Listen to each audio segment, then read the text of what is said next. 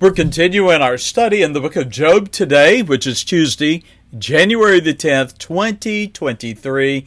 The title of today's devotional is, Why Does God Allow Sickness and Sorrow? Now, our scripture reading, Job chapter 4 and Job chapter 5. Well, continuing our study, we have noted that the book of Job served as a record of one man's righteous response to sorrows and troubles. It is the story of a heavenly drama between Satan and the Lord concerning a godly, upright man named Job. Well, unbeknownst to Job, the trials that came upon him were a test and proof of the confidence the Lord had in him as a man of faith and integrity. Now, Job proved to be worthy of the Lord's confidence even when sons and daughters perished. His possessions were lost. His body was afflicted with sores. Even when his wife looked upon him with disdain in chapter 2, Job rebuked her and placed his trust in the sovereignty of God.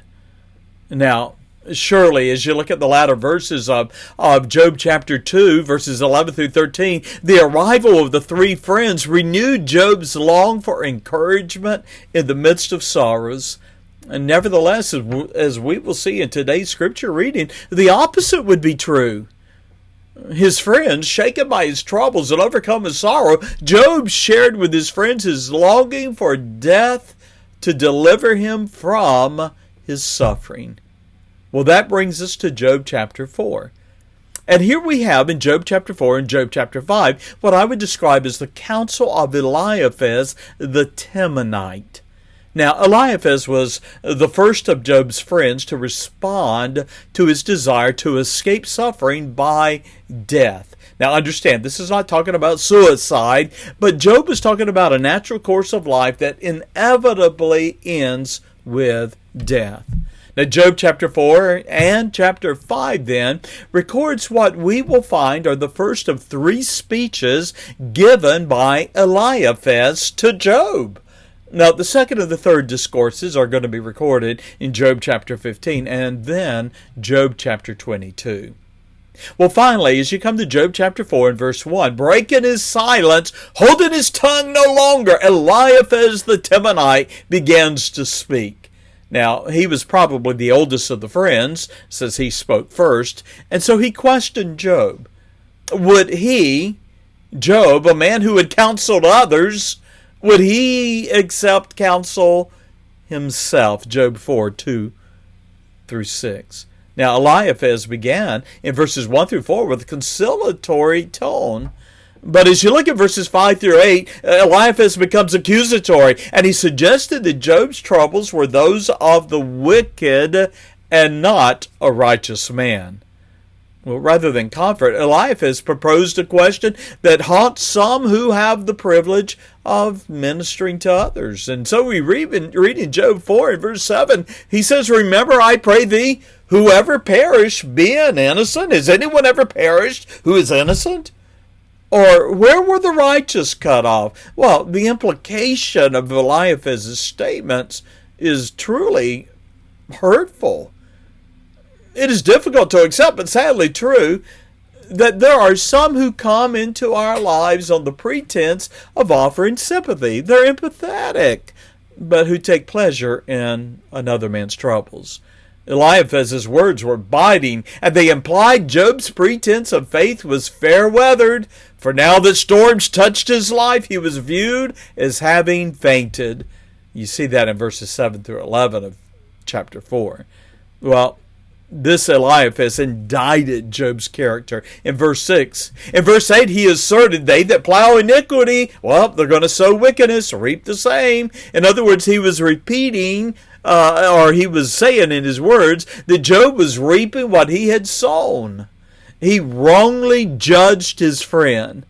And Eliphaz implied the losses and sorrows that Job was suffering were indicative of a man who had lacked piety and was guilty of sin. You find that recorded beginning in verse 12, going all the way through to verse 21. Eliphaz then claimed he had received a vision in verse 12 through 16, and he had heard a voice. And he asked Job, shall mortal man be more just than God? Shall a man be more pure than his maker or his creator? Well, the implication was Job's troubles were because he failed to confess his sin. And surely he didn't think he was as just as God. Now look at chapter 5. And in chapter 5, Eliphaz proclaims the greatness of God. Now, he continued to contend that Job's trials were consequences of Job's sins. And so he questioned in chapter 5 and verse 1, Job, to which of the saints wilt thou turn? In other words, Job, to whom will you turn if you don't turn to the Lord for help? Well, Eliphaz then accused Job of failing to respond to God with humility. Look at verse 2. He warns Job, wrath killeth the foolish man, and envy slayeth the silly one. Well, increasing his assault on Job's character, Eliphaz seemed to imply that the deaths of his children were a result of his sin. Imagine the guilt trying to place upon Job. As you look at all the way down through to verse 17 and verse 18, he encouraged Job to accept his troubles as a sign of God's chastening and urged him, despise not thou the chastening of the Almighty. Well, Eliphaz urged Job to accept his troubles as God's loving discipline, and then he enumerated 7 troubles from which the Lord delivers his people. Now, 7 being the number of perfection or wholeness in the Scripture. So here's Eliphaz's thought, beginning at verse 20 and going through verse 26, that the Lord delivers the righteous people out of 7 things. They are, verse 20, famine and war. Verse 21, a slanderous tongue and natural calamities. Verse 22, God delivers righteous people out of destitution, that is, out of famine or poverty. God delivers the righteous out of from a beast, verse 22. And then finally, in verse 26, God delivers the righteous from an early death. Well, the implication of Eliphaz's observations was, if the Lord delivers his people out of trouble, Job, why are you suffering so much? Some listening to this may even think the same of themselves or someone else. Well, Eliphaz's reasoning reflects some truth. However, his argument that Job's losses were God's judgment was a false presumption.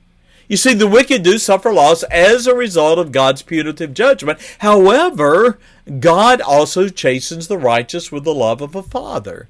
You know, there are times that God allows trials and sufferings, not because of our sin, but as a means of deepening our walk of grace and dependence on the Lord. Well, a closing word of caution.